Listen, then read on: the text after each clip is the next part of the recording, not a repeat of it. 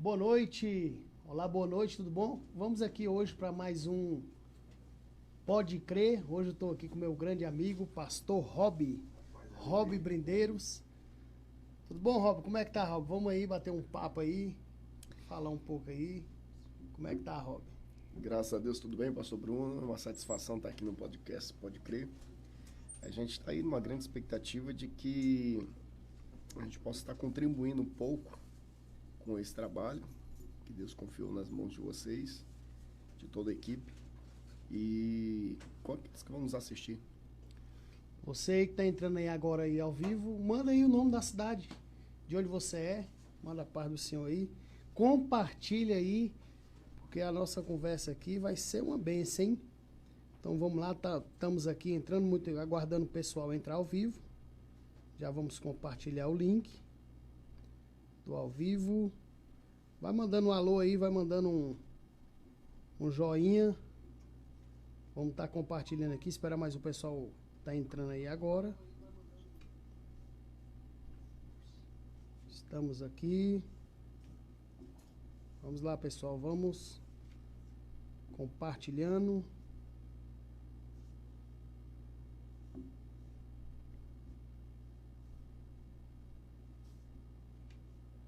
Pode mandar aí seu alô.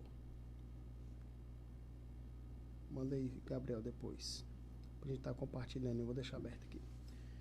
Pastor Rob. Pastor Rob eu já conheço aí desde 2011, né? Pastor Rob foi ainda a sua juventude aí pregando aí. Rapaz, foi bom o senhor ter lembrado lá naquele culto lá, hein? Achei emocionante porque a gente relembra, né, do que passamos e vemos que vale a pena, né, permanecer, né? Então, ali foi bem na chegada, né, pastor? Quando o senhor veio para Brasília. Isso. Ali, ser usado por Deus, né? Proporcionou a nossa chegada em Brasília e foi o responsável, né, por articular a nossa primeira agenda aqui dentro do Distrito Federal.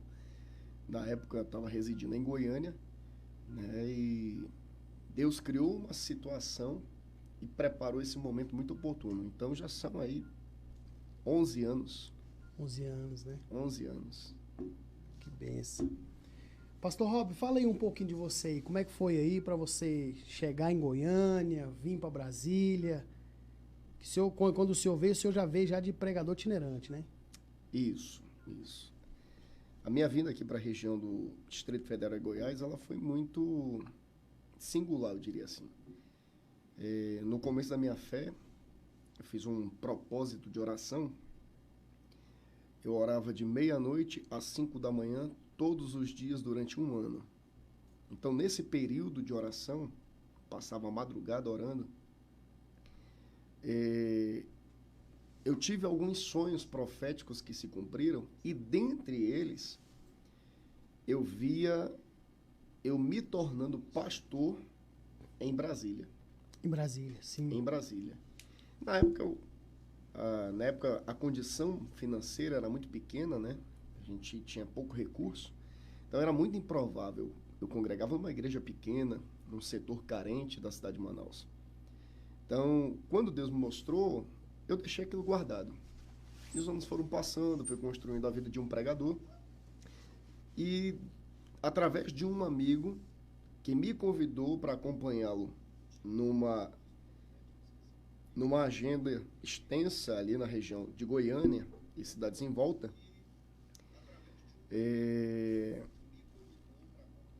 a gente teve o primeiro contato com Goiás. E quando eu pisei, né, em Brasília para regressar a Manaus, eu me lembrei do sonho. E eu tive aquela certeza na minha alma que aqui era o lugar. Então já voltei decidido. Só que quando eu vim de lá para cá, eu não conhecia ninguém. O meu primeiro contato havia sido Goiânia. Então eu vim para residir em Goiânia, crendo numa visão de Deus. E de Goiânia eu subi para Brasília um ano depois, né? Fiz um trabalho liderando jovens na congregação que me recebeu. Fui muito feliz. Qual foi o ministério que você ficou lá em Goiânia? Assembleia de Deus Campo de Campinas, que foi responsável por me levar ao presbitério, né? Então, quando eu vim, eu estava como presbítero naquela época. Né? Fui recebido aqui em Brasília como missionário. E naquela primeira vinda, foi durante uma semana aqui em Brasília, em vários cultos que eu passei, Deus curou muitas pessoas de enfermidades. Né? E eu regressei, aliás, no último culto que eu preguei, Deus curou uma surda. E aí, qual cidade? Aqui em Brasília, em Taguatinga, na M-Norte. Deus curou uma surda. Então aquilo virou uma situação notória. Né? E um pregador que nós conhecemos, que é o pastor Renê Santos, né, estava presente no culto. Durante toda aquela semana, ele que havia articulado a minha agenda aqui, não pôde estar comigo. Mas, no último culto, ele esteve presente e ele presenciou Deus operar um milagre. Voltei para Brasília com 3 dias, aliás, voltei de Brasília para Goiânia, faltam 3 dias, eu recebo uma ligação dele dizendo, você quer vir mais uma semana? Claro, com certeza. Ele marcou para a semana seguinte. Quando eu cheguei aqui, eu descobri que ele tinha fechado 6 meses de agenda. Aí inviabilizou as minhas idas e vindas. Não teria condição de eu ficar indo toda semana a Goiânia e retornando a Brasília. Foi quando eu tomei uma decisão de migrar o meu endereço para o Distrito Federal. E quando o senhor chegou em Brasília, o senhor já era casado? Não, cheguei solteiro. Então, eu me deparei com um confronto, né? Porque eu era um presbítero solteiro, estava sendo recebido na capital brasileira, aqui no Distrito Federal. Então, apesar de o povo me estender muitos convites por causa do dom de curar enfermos, chocava o fato de eu não ser casado na época. Ser muito novo também. Então, no momento que o senhor, assim, viu que, assim, falou, não, eu vou seguir esse meu chamado, saiu de Manaus, foi para Goiânia, porque chega um certo momento do nosso ministério que a gente tem aquela interrogação, né? Então, assim, o senhor, um jovem que se abdicou de ter uma vida, né, tanto profissional para investir no ministério, né? Então, assim, eu já acompanhei algumas pregações do senhor, alguns testemunhos, né? Tem até um aqui que eu quero que o senhor conte ele, vamos estar lembrando, viu? A gente chega lá. Viu? Vou estar lembrando aí. Mas qual foi o momento, assim, aquele momento que você falou assim, não, eu vou abrir mão de certas coisas. E também como é que foi, assim, o início da conversão? A minha conversão ela foi fruto de uma visão que eu tive numa noite anterior, em um sonho. Eu estava em um acampamento, a convite de alguns amigos. Eu já tinha o hábito de frequentar a igreja evangélica, mas nunca tinha tomado um posicionamento, uma decisão por Cristo. E naquela noite, na primeira noite do acampamento, eu recebi um convite de um amigo. E o convite era o seguinte: vamos aceitar Jesus? Eu fui meio grosseiro com ele. Eu disse, eu aceito Jesus quando eu quiser. Muitos dizem isso, né? E aí eu fui pro ambiente onde a gente ficou hospedado, né? O dormitório. E aí naquela noite eu sonhei com todos os eventos que ocorreram no dia seguinte. Com as músicas, com os levitas, os músicos que tocaram, os músicos que cantaram. Sonhei com o pregador, sonhei com a mensagem que foi pregada. Algo forte, hein? Né? Sonhei com a mensagem que foi pregada e eu me via diante daquela mensagem aceitando Jesus. Então, quando o culto começou no sábado à noite, no acampamento, que eu comecei a ver o desenrolar de todos os eventos que eu havia sonhado na noite anterior, então eu disse, é o momento, chegou a hora. Aí eu lembro a frase que eu disse naquele dia, eu disse assim, eu vou ser crente, só que eu não quero ser um crente de fachada. Eu vou tomar uma decisão para ser crente de verdade. Então, aquela decisão, ela foi o alicerce que me manteve de pé até hoje. Porque eu não estava tomando uma decisão por necessidade financeira. Eu não estava tomando uma decisão por interesse sexual. Eu não estava tomando uma decisão por benefício ou promoção de imagem. Eu estava tomando uma decisão porque eu fui convencido pelo Espírito Santo de que a minha hora havia chegado. Então, isso alicerçou, isso fundamentou a minha decisão de servir a Deus, de ser crente. E imediatamente, né, uma semana depois, eu já comecei a pregar nas ruas, evangelizar. Então, foi um ato que meio contínuo, né? Uma ação muito que imediata. Então, já estava pregando, já estava evangelizando, já estava entregando folheto, já estava visitando, já estava discipulando, né? Aquilo que eu ia aprendendo já ia repassando, então foi bem impactante.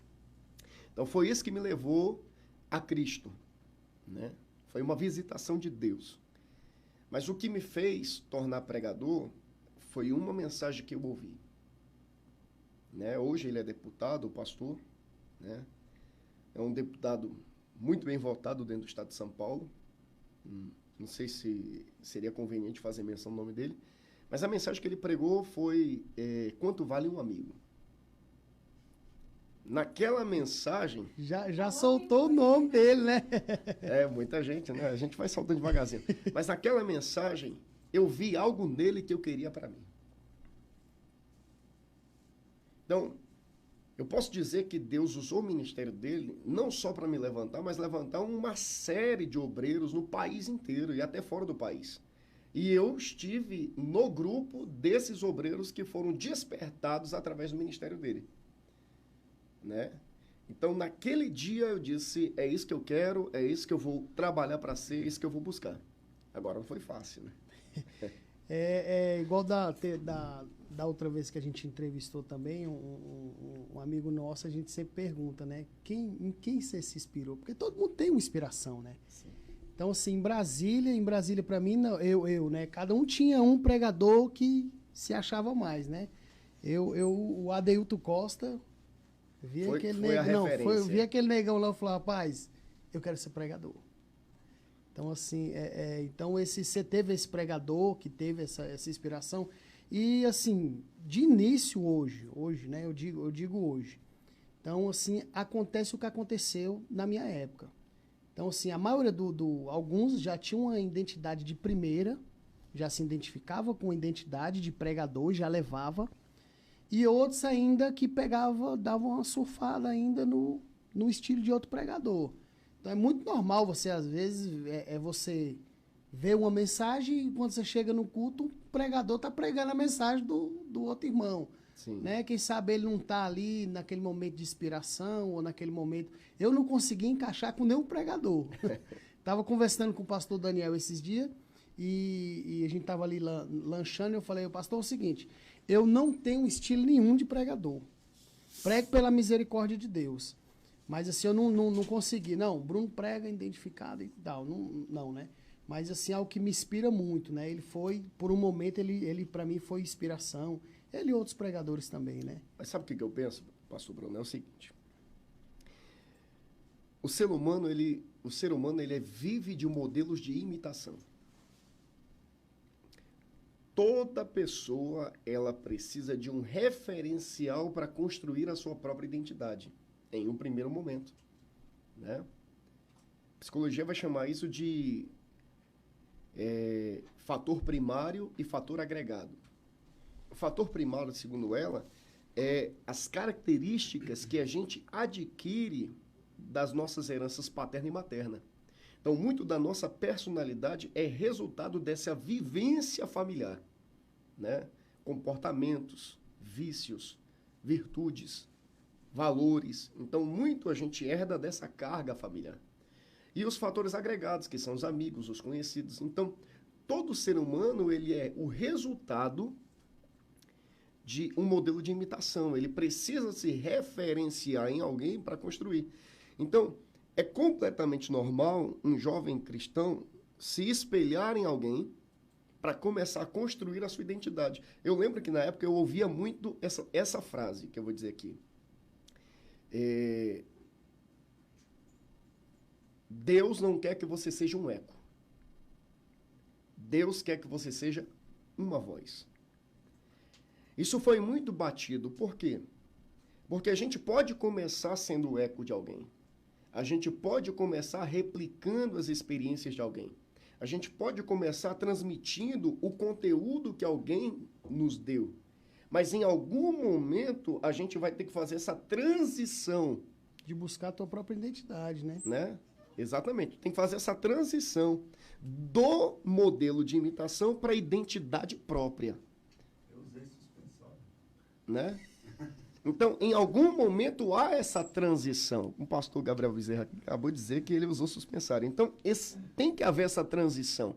E aí é nesse momento que você começa a desenvolver seu próprio timbre de voz, sua própria personalidade, seu próprio comportamento, sua própria identidade visual, a maneira como você se apresenta, como você se porta, como você se veste. E a partir daí você deixa de ser um eco para se tornar uma voz. Uma voz.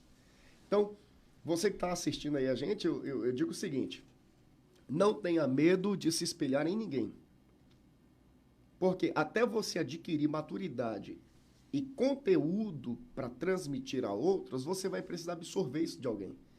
Mas quando você estiver convicto dos seus valores, você tiver estabelecido o alicerce das suas convicções morais, religiosas, filosóficas, quando você construir a sua identidade, não continue imitando, mas aprenda a ser você, porque Deus tem um plano para você, para o seu ministério, para a sua família, com a sua voz, com a sua personalidade, com as suas características únicas. Então você pode começar de um jeito, mas caminhe na direção do propósito que Deus tem para a sua vida. Então, pega essa dica aí, hein? Não tem problema nenhum de você se inspirar em alguém, né? O que acontece? Então, o que eu sempre digo, né? Você falou aí acerca da nossa família, né? Na minha família foi muito conturbada, né? Minha mãe foi a primeira a se converter lá dentro de casa. E aí eu falei, não vou não, porque a senhora não tinha uma vida bacana e agora quer ser crente, né? E aí ela me ganhou para Jesus, minha mãe me ganhou para Jesus. Né? Ela falou assim, então vamos fazer o seguinte, eu ia na igreja católica. Ela falou, vamos fazer o seguinte então, vamos levantar de madrugada e vamos orar. E aí vamos ver o que acontece. Você ora o texto e eu oro a minha oração dos crentes. Mas quando deu 2 dias, eu estava largando o texto, já estava orando a oração dela. E ela começou a falar em línguas estranhas dentro do quarto. Eu olhava e falei, meu Deus do céu, o que está acontecendo aqui? Que dá um temor, né? De madrugada, você escuta uma rajada de língua estranha da sua mãe, você fala, meu Deus do céu, Jesus me achou bem aqui agora. E aí eu falei, não, eu quero isso aí também. Como é que faz? Ela falou, tem que orar e vai orando, e vai orando. Então, assim, eu tive a minha mãe, assim, só que minha mãe não era pregadora. Eu não tinha um conhecimento do que era pregação.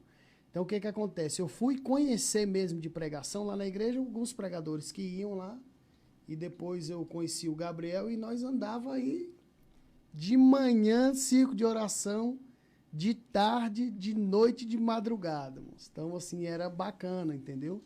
Esse momento da nossa construção, da gente se identificar.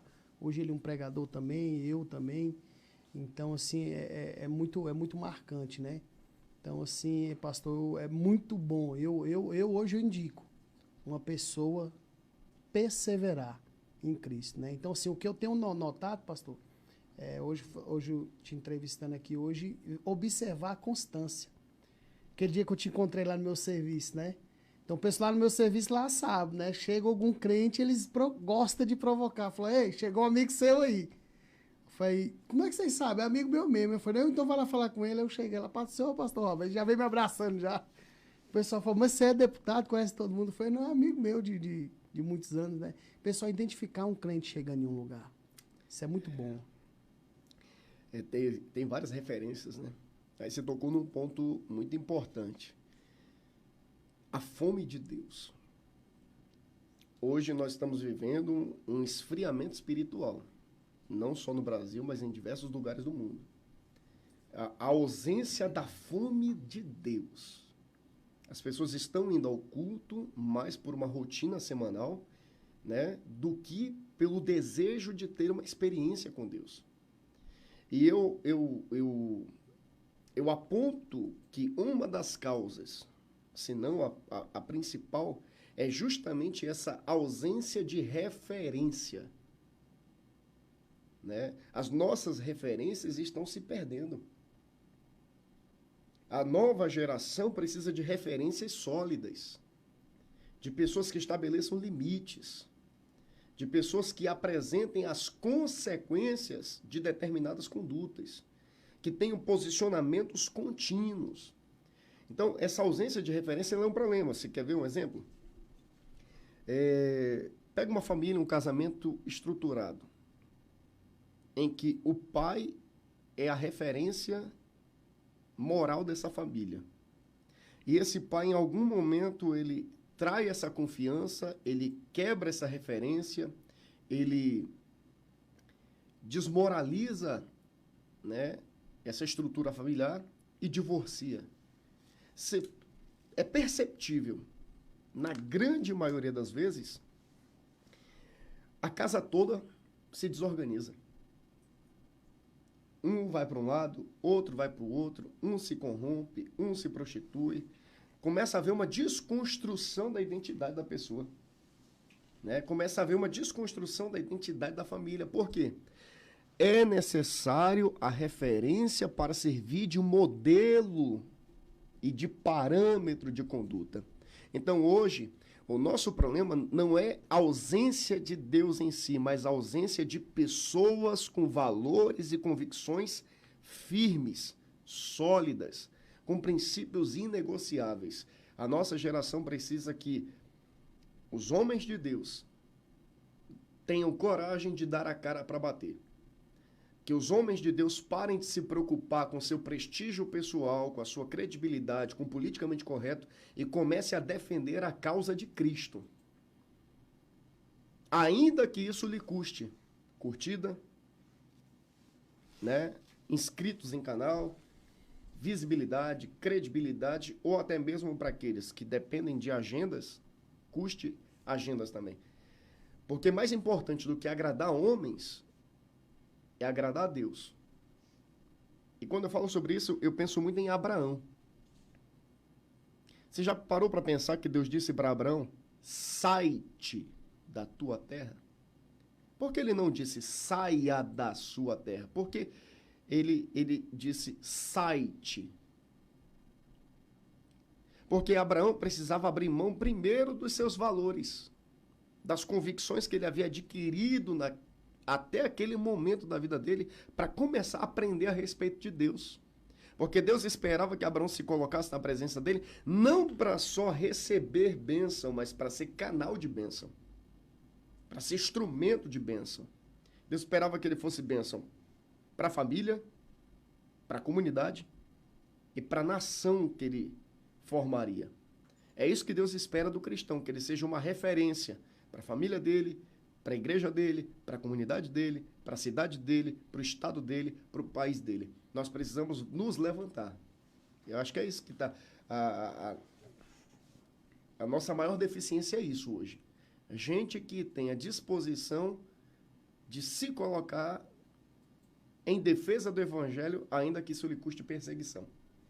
O que a gente vê muito hoje é muito envolvimento. Muitos se demonstram envolvidos com a obra de Deus, mas não tem comprometimento. Então, isso é a grande diferença, né? Tinha um pastor que eu congreguei com ele, que ele sempre falava, como se diz, uma parábola, né? Do envolvimento e o comprometimento, né? Então, ele dava a construção de um hambúrguer. Então, o hambúrguer tem dois fatores, né?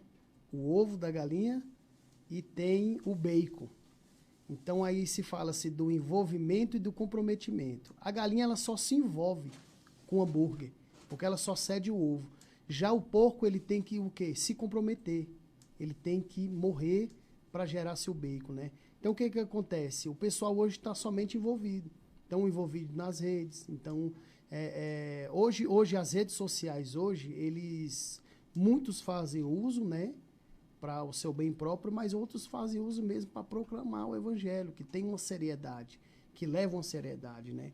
Então, hoje eu estou trazendo uma pessoa aqui que tem um comprometimento com Deus, uma pessoa que é contínua com Deus, uma pessoa que vem traçando o seu ministério com marcas, mas que tem perseverado na presença de Deus.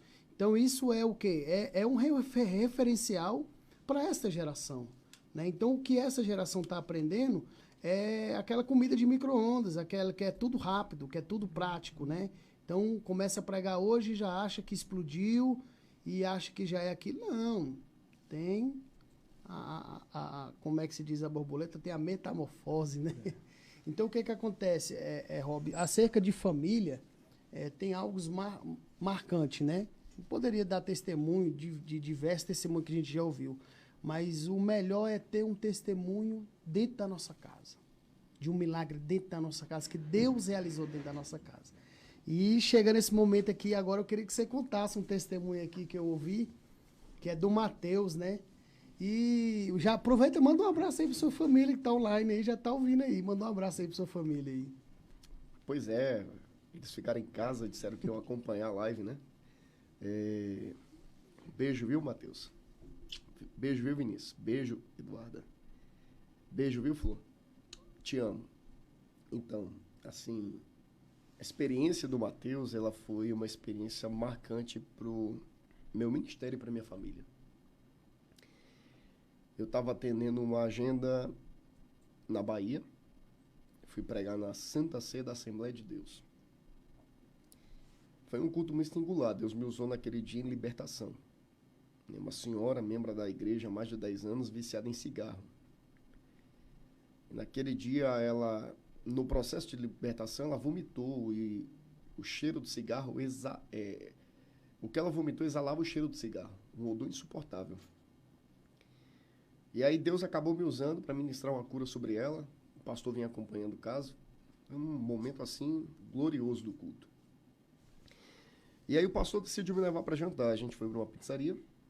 E aí a gente está trocando conversa. Eu olhei no relógio. Na hora que eu olhei no relógio eram 10h30 da noite. Na hora que eu olhei no relógio, meu coração ficou gelado. Eu senti vontade de parar. De nunca mais pregar o evangelho. E disse, meu Deus, acabei de sair de um culto glorioso, que negócio é esse? E comecei a orar silenciosamente. E só vinha na minha cabeça os meus 2 filhos, na época, o Vinícius e o Matheus. E eu pedi licença do pastor porque a angústia foi muito forte. Eu fui para o meio da rodovia e comecei a clamar. Quem passava por mim levava a mão na cabeça, gesticulando, né, dizendo, ficou doido. Alguns escarneciam, dizendo, olha lá, o crente orou tanto que ficou doido. Então, uns meneavam a cabeça, balançavam. O momento foi muito angustiante. Do outro lado, como meu telefone estava sem sinal, eu não sabia o que estava acontecendo. Exatamente na hora que eu olhei no relógio, o meu filho Matheus, ele sufocava com o próprio choro. O batimento cardíaco parou. E o Matheus tinha quantos anos na época? 1 ano na época. 1 ano de idade. Bebezinho, né? Bebezinho, né? Batimento cardíaco parou, pulsação sanguínea parou, o corpo ficou roxo em minutos. Minha esposa desesperada, gritando dentro do apartamento, meu filho morreu, meu filho morreu, meu filho morreu. Os vizinhos alvoroçados invadiram, né? Eu estava até contando hoje, no testemunho da igreja que eu preguei, pastor Daniel, que o vizinho da frente, pregador do evangelho, que hoje reside no Maranhão, havia tido um sonho na noite anterior com uma criança morta na sala dele. A vizinha do lado, que pertencia ao ciclo de oração na nossa congregação à época, vendo o desequilíbrio da minha esposa, eu sempre digo, quem é que tem equilíbrio numa hora dessa? Pegou meu filho, levou para dentro do apartamento dela, um ambiente mais tranquilo, ela orou a Deus, ela orou 10, 20, 30, fez massagem cardíaca, boca a boca, e nada. Então ela pensou consigo, morreu. Vou entregar para a mãe, mandar preparar caixão e culto fúnebre. Ela diz que na hora que ela foi colocar o meu filho nos braços da minha esposa, veio na cabeça dela. Ele vai chegar de viagem, vai encontrar a esposa, o filho mais velho na época, e o mais novo não. Ela disse que ela sentiu uma força na alma dela que ela nunca havia sentido na vida dela. Ela pegou meu filho de novo, voltou para dentro do apartamento dela, um ambiente mais tranquilo, e ela insistiu na oração. Ela orou mais uma vez, orou 10, 20, Essa 30. vizinha. Essa vizinha. Já fazia mais de 2 horas que meu filho estava morto. Como eu disse, eu tenho amigos que são médicos, pediatras, enfermeiros, técnicos de enfermagem, cirurgiões. Eu fiz a mesma pergunta a todos. Quanto tempo vocês conseguem reanimar, trazer de volta uma pessoa depois que inicia uma parada cardíaca ou pulmonar? A resposta deles foi unânime. 1 hora. Segundo eles, depois de 1 hora, falta oxigênio no cérebro. Se voltar, vegeta em cima de uma cama pelo resto da vida. E ainda traz sequelas ainda também, né? Né? Pois é, o Mateus ficou 2 horas e 43 minutos morto. Quando tudo parecia perdido, ele mexeu a perna. Ele mexeu o braço. Ele levantou a cabeça.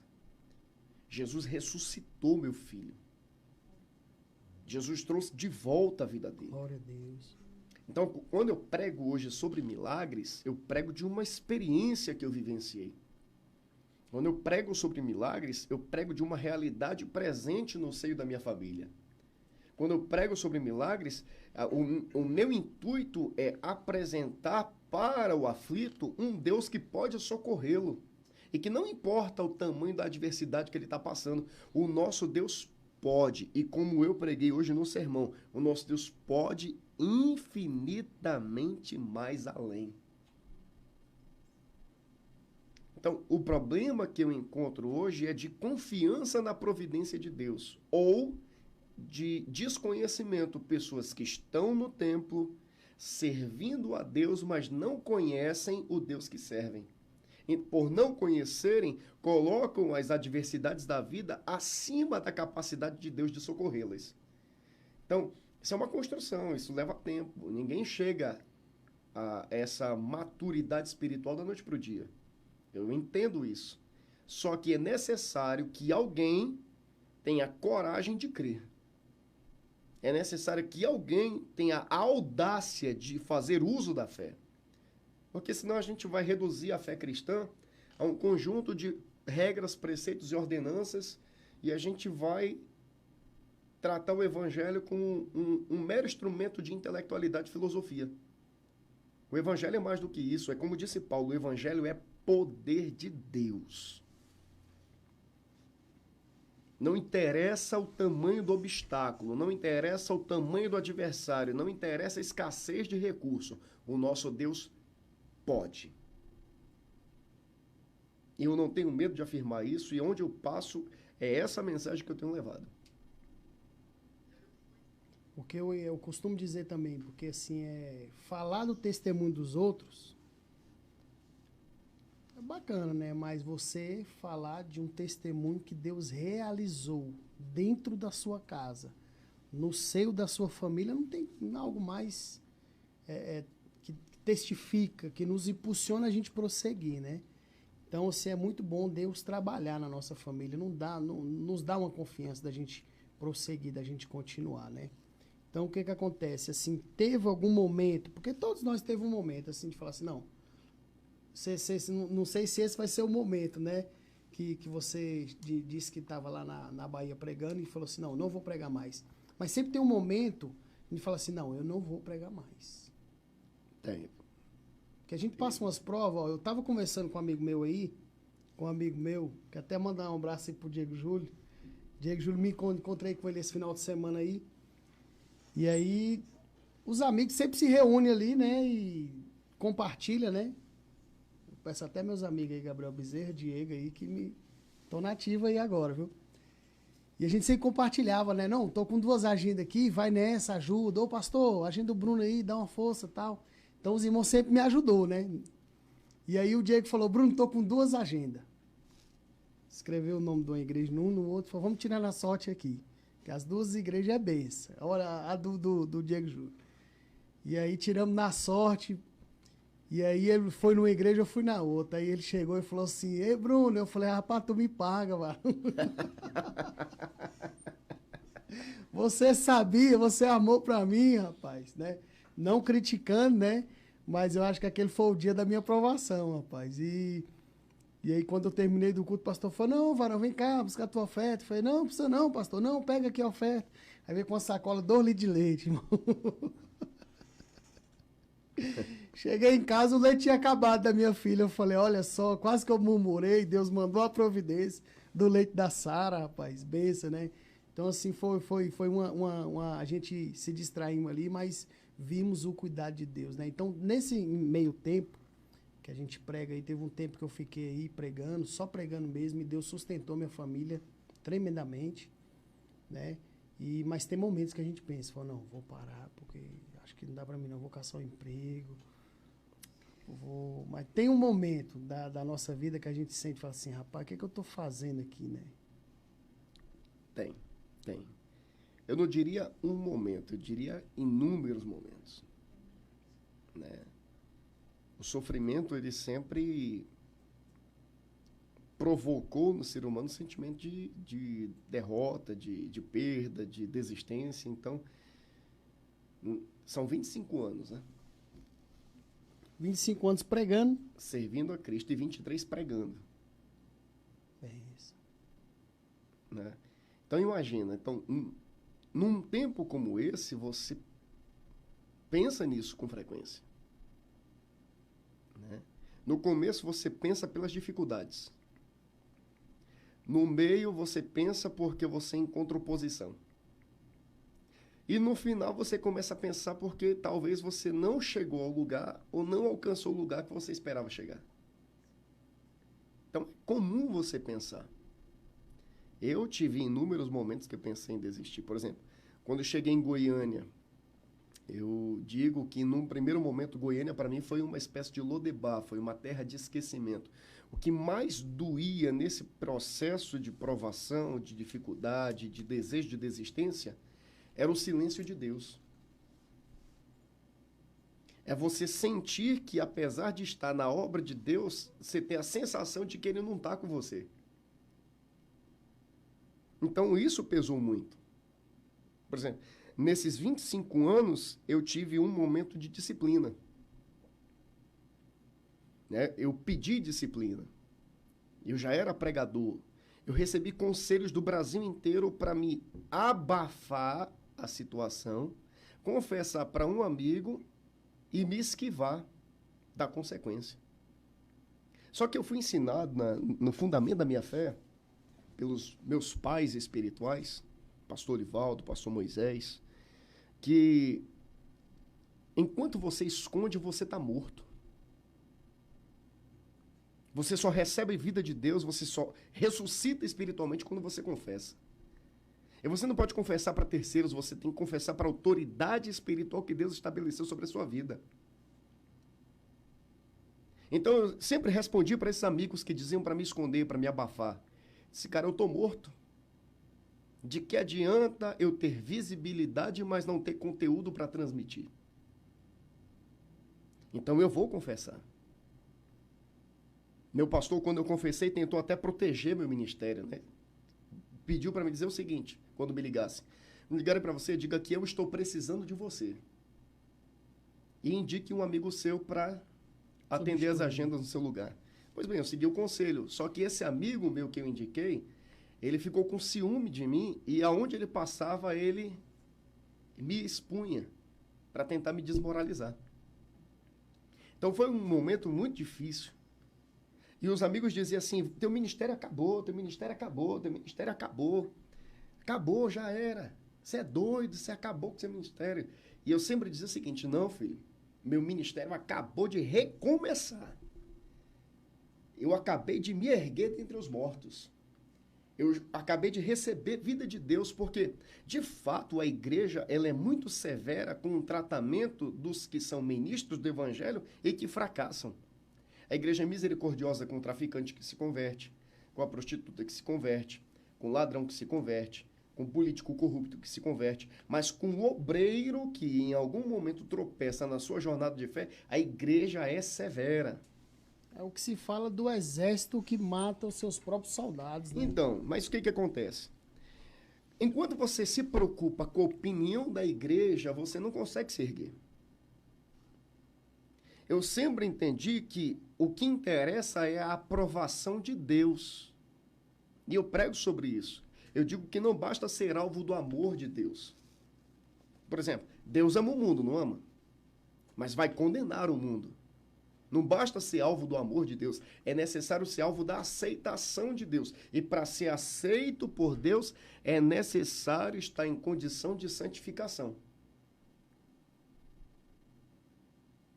Então, o meu objetivo era ser aceito por Deus. Porque Deus é o dono da igreja, Deus é o dono da oportunidade. Deus é o dono do milagre. Deus é o dono do poder. Deus é o dono do reino. Deus é dono de tudo. Deus é o dono da vida. Deus estabelece reis, Deus remove reis, Deus levanta, Deus abate, Deus cura, Deus fere, Deus liberta, Deus trancafia, Deus faz tudo. E contra um decreto de Deus, quem pode? Ninguém. Então, ainda que os homens quisessem me ajudar, se Deus fechou a porta, ninguém poderia. E ainda que um exército inteiro se levante, se Deus abrir a porta, ninguém fecha. Então, a preocupação do homem não é o povo que está julgando ele. A preocupação do homem é se colocar diante do Deus que pode virar o cativeiro dele. E foi o que aconteceu comigo. Todo mundo dizia, Deus vai te erguer, mas não vai ser mais a mesma coisa. E eu estou me deparando com uma outra realidade. O Deus que me ergueu, me deu uma unção maior, uma autoridade maior e cumpriu promessas maiores. Por quê? O arrependimento foi sincero. O arrependimento foi verdadeiro. Não foi um arrependimento da boca para fora. E é isso que a pessoa tem que se preocupar. Esse arrependimento que eu estou demonstrando, ele é porque eu estou preocupado com o que os outros vão pensar, é para tentar lograr algum êxito material, ou de fato é para alcançar o coração de Deus? Porque se meu arrependimento for sincero, meu amigo, o diabo pode reunir o exército dele inteiro, que ele vai naufragar na tentativa de lhe desmoralizar. O teu Deus vai entrar na guerra por você. É muito forte, né? Assim, eu tinha essa pergunta, eu ia entrar nesse tempo acerca do pecado, porque a questão que eu ia te perguntar era a questão seguinte: o pecado hoje em dia não é tão confessado igual antigamente. Penso que a igreja... Eu tenho muitos amigos pastores, e eu conversando com um pastor um dia desse, eu perguntei, pastor, acho que lá na igreja lá está acontecendo alguma coisa. Ninguém me procura para confessar o pecado, ninguém pede oração porque caiu, ninguém mais comenta sobre isso, né? Eu, assim, teve um momento na minha caminhada também que eu dá uma esfriada, né? A gente... Bora fazer traçar um paralelo aqui, a igreja da década de 90. Que o tratamento organizacional contra o pecado na igreja individual era mais severo. O pecado era publicado, você ficava afastado das suas funções eclesiásticas por 1 ano, né? 6 meses no mínimo, né? O seu pecado ele era denunciado diante da congregação, a congregação era questionada se ela lhe receberia no corpo de Cristo. Mas qual era a diferença? A diferença é que quando se orava pelos enfermos, Deus curava. A diferença é que quando alguém tomava uma decisão por Cristo, ela de fato se arrependia. A diferença é que quando um demônio se manifestava, havia autoridade para colocá-lo num lugar. E hoje?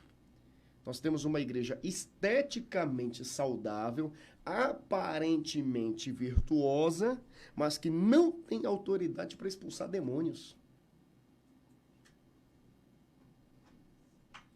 Quer dizer, o indivíduo chega na igreja com a vida amaldiçoada, toda desgraçada, oprimida por demônios, e ele sai pior do que entrou. Por quê? Porque muitos sacerdotes que deveriam confessar os seus pecados estão tratando os seus pecados com leniência e não estão tratando o povo. Então nós temos igrejas cheias, esteticamente saudáveis, mas estão rejeitadas por Deus. E isso é fruto de uma oração pessoal minha. Eu digo para Deus o seguinte: entre ser pastor de uma igreja grande, esteticamente saudável, mas sem a presença de Deus, eu prefiro ser pastor numa igreja pequena, cheia do Espírito Santo. Mas quando alguém chegar lá, sair de lá transformado pelo poder de Deus. Então agora eu vou deixar um recado. Corta para mim aqui, Gabriel. Lembra-te aonde caiu e levante. Deixa um recado aí, porque tem pessoas que estão ouvindo hoje, tem pessoas que estão precisando de uma palavra dessa. Pessoas que até se arrependeu e não querem se confessar por perder esse status que ela alcançou, ou com medo de se expor. Mas o que que acontece? Eu vejo na Bíblia todas as pessoas, né? Teve grandes homens de Deus que erraram, mas que se arrependeram. Temos aí pelo caso de Davi, né? Quando Davi falou assim, não, eu me arrependo, e ele testificou do arrependimento dele, né? A espada do Senhor, como promessa, disse que não ia sair da casa dele, mas ele teve uma vida, né? Ele demonstrou que ele mudou, ele teve o coração quebrantado, né? Então, o que que acontece? Tem pessoas hoje em dia que já não fazem mais isso. E eu te indico, você que está me escutando agora, vale a pena você se arrepender, confessar o seu pecado, abandonar as práticas pecaminosas e se voltar a Jesus Cristo. Porque Deus tem misericórdia. Pregando um certo dia desse, eu disse que eu não tenho um testemunho forte. Né, alguns amigos meus passaram pelo tráfico, foram malandros, andavam armados, eu não valia um saquinho de pipoca. E Deus me achou. Mas eu tive, por não ter testemunho forte, mesmo assim eu tive que me arrepender dos meus pecados. Então tem pessoas que têm que voltar a buscar, né? O quebrantamento, o primeiro amor. E é isso que nós temos, né? É isso que a geração precisa, pastor. É de pessoas que se levantam e digam, não, vamos avante, vamos para frente e vamos levar a Cristo. Ó, você abordou uma coisa muito, muito interessante. A trajetória do arrependimento do pecado de Davi, ela passa por 2 salmos.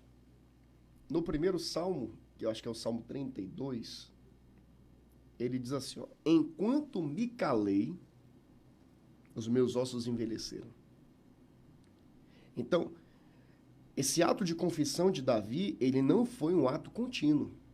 Davi escondeu seu pecado por um longo período antes de reconhecê-lo e confessá-lo. Tem pessoas que levam anos, né? E tem pessoas que passam por isso porque, de fato, a exposição do pecado, ela nos constrange. Mas eu sempre digo que é melhor você viver o constrangimento diante dos homens do que você ser envergonhado diante de Deus. Verdade. Porque o constrangimento diante dos homens é um momento. A vergonha diante de Deus é a eternidade. Então, o que é um momento comparado com a eternidade? Então, Davi levou 1 ano para chegar ao Salmo 51 e confessar. Não retires de mim o teu Santo Espírito, não me lances fora da tua presença. Renova em mim um espírito quebrantado, um coração contrito. E o que é contrição? É o ato de chorar copiosamente em humilhação na presença de Deus. Então, Davi, ele passou por um processo diante de Deus de 1 ano até chegar ao pleno arrependimento. Porque arrependimento, pastor Bruno, ele não pode ser um ato oral. Não é só da boca para fora. Arrependimento não é só uma palavra, me arrependi. Arrependimento é uma contrição interior. É uma resolução da alma do homem, do coração do homem. É o reconhecimento de que ele não pode continuar vivendo distante da presença de Deus. E essa presença só nos é dada quando nós nos arrependemos. O profeta João, no capítulo 2, ele, ao profetizar sobre a obra do Espírito Santo, ele diz assim, ó, e depois há de ser que. Ele coloca essa expressão, há de ser que, entre aposta. Ele quer fazer um indicativo temporal, que esse derramamento do Espírito Santo é um ato posterior ao arrependimento da nação. Então Deus só dá o Espírito dele para quem se arrepende. Se não houver arrependimento genuíno, verdadeiro, a pessoa vai viver dentro da igreja sem a presença de Deus. Isso deve ser o sentimento de maior preocupação de um cristão. Não perder a presença de Deus. Porque, irmão, se você perder a presença de Deus, você pode ter carro, você pode ter uma conta bancária gorda, você pode ser famoso, mas o final do seu destino será o sofrimento eterno no lago de fogo e enxofre. Então isso é algo que temos que levar adiante, né? Não adianta a gente ganhar o mundo inteiro e perder a alma. Perder a nossa alma, né? Alguém já disse que o pior inferno é a completa ausência de Deus. Vamos dar uma olhada aqui, tem algumas perguntas. Vamos abrir para umas perguntas, viu? Pergunta da internet a gente lê ao vivo aqui. Deixa eu procurar uma pergunta aqui. O pessoal que tá mandando um abraço aqui. Sandra. Juan Alberto, quero mandar um abraço aí. Pessoal da igreja. Pessoal que tá. Vera Moraes. Um abraço aí, pessoal. Agora eu vou abrir para uma pergunta aqui, hein? Pessoal, vamos aí. Se não mandar aí. Aqui, mandou aqui, ó. Sonoplasta ali, tá rápido ali. Pastor, aqui, né? Não sei se vai ser, se já falou sobre isso, mas acredito que de várias experiências espirituais que o senhor teve, qual foi a experiência que marcou a sua vida? Experiência espiritual. Falou assim, não, essa aqui marcou mesmo, essa aqui... 21 de março de 2007. Meu telefone tocou, 5 horas da manhã, para me cumprir minha rotina. Levantar, tomar café e sair para a lida, para o dia de trabalho. Quando eu sentei na cama, eu ouvi o barulho de uma trombeta. E uma cortina se abriu diante dos meus olhos. Eu me vi em uma rua que eu costumava brincar quando eu era criança, num bairro chamado Chapada, na cidade de Manaus.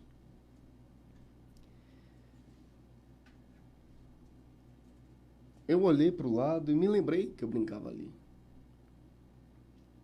E o barulho da trombeta ecoou. Eu olhei na direção, tinha um símbolo no céu. 7 pontinhos brancos em formato circular e um pombinho com o bico virado no sentido anti-horário. Esse pombinho deu a volta nos 7 pontos. Quando ele tocou no último ponto, uma luz veio de dentro dele e aquele pombo virou um homem. E é interessante porque aquele homem ele tinha pele branca, fisionomia negra, vestido com um terno branco, com alguns detalhes de ouro. E eu dizia, é o Espírito Santo.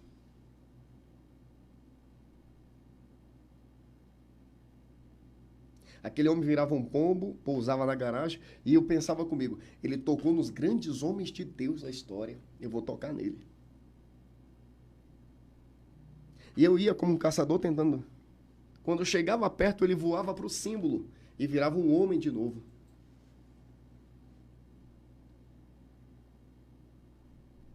E eu dizia, mas eu preciso tocar nele, eu quero tocar nele. Só que quando ele falava, ele não abria a boca, uma voz ecoava dentro da minha alma, estrondava tudo. Foi assim que eu aprendi a distinguir a voz de Deus, né, do barulho do mundo e da voz dos homens, e da minha própria consciência. Ecoava dentro da minha alma. E ele dizia assim, não temas, você será um homem de Deus. E eu começava a chorar. Ele virava de costa, virava um pombo e saía voando pelo meio do céu. Quando ele voava pelo meio do céu, que chegava no meio, onde eu estava, ele descia como um raio de luz, do meu lado direito. E aí, com a mão direita, ele colocava a mão no meu ombro direito. E dizia pela terceira vez, não temas, você será um homem de Deus. Passava por mim, uma luz saía da costa dele e ele atravessava a dimensão. A trombeta tocava de novo, aquele desenho, aquele símbolo no céu se movia de novo, dando a volta. Quando tocava no último ponto, eu voltei para dentro do quarto, sentindo o meu ombro pegar fogo, com o rosto molhado de lágrimas.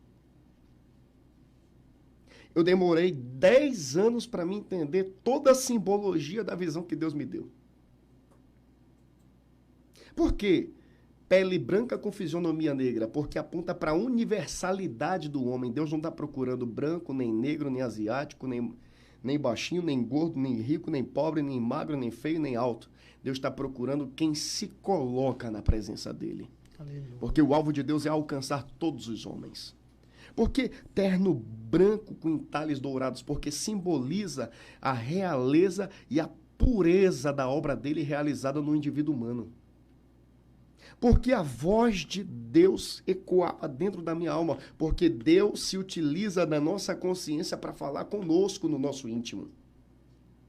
Porque ele botava a mão direita dele no meu ombro direito. Isso eu demorei um pouco mais, porque eu tive que estudar cultura judaica. E na cultura judaica, quando o rabino vai ser escolhido para ser rabino, ele passa por uma comissão. Que ele vai ter que defender as convicções de fé dele. E se ele for aprovado, o rabino, líder daquela comissão, se levanta, vai até ele e coloca a mão direita no ombro direito, simbolizando que ele foi aprovado, que ele está pronto para exercer o ofício de ensinar em nome de Deus. Se ele coloca a mão esquerda no ombro esquerdo, significa que ele foi reprovado. Nunca mais ele pode tentar sequer exercer o ofício de um rabino.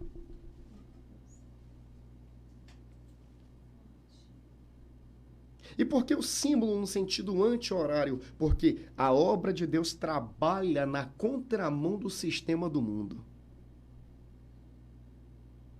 Os valores de Deus não são os valores do mundo, porque os valores do mundo, eles são valores estatísticos. Aquilo que é verdade interessante para a maioria, aquilo passa a ser um valor absoluto. Para a gente, o valor absoluto é aquilo que Deus disse na sua palavra.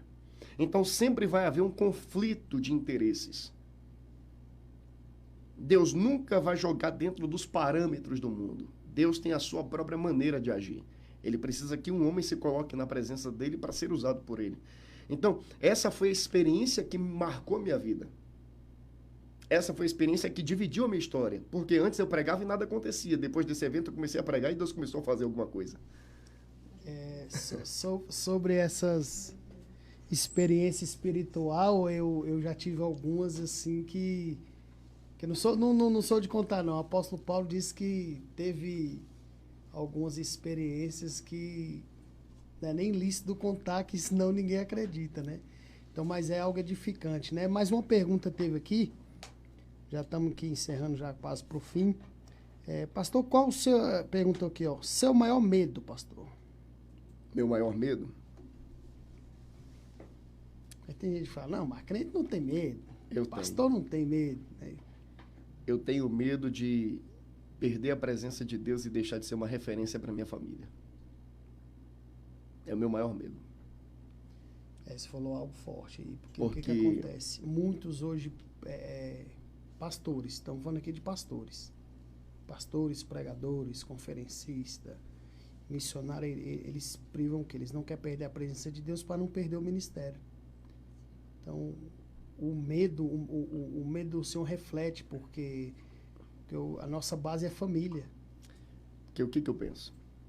Meu filho chegou um dia comigo e disse assim, papai, eu vou ser pastor. Ele tem 8 anos. O irmão dele tem 7, o Milagre, né? Também disse que vai ser pastor. Eu perguntei, por que você quer ser pastor? Ele disse, porque eu vejo o Senhor orar. Eu vejo o Senhor estudar a Bíblia e preparar o sermão. Mas só por causa disso, ele disse, não, eu quero ser pastor porque eu vejo Deus no Senhor. O meu maior legado é os meus filhos. Quem vai continuar o trabalho que Deus me chamou para fazer são os meus filhos. Eu posso investir em alguém para que alguém possa exercer uma vocação específica que Deus deu a ele.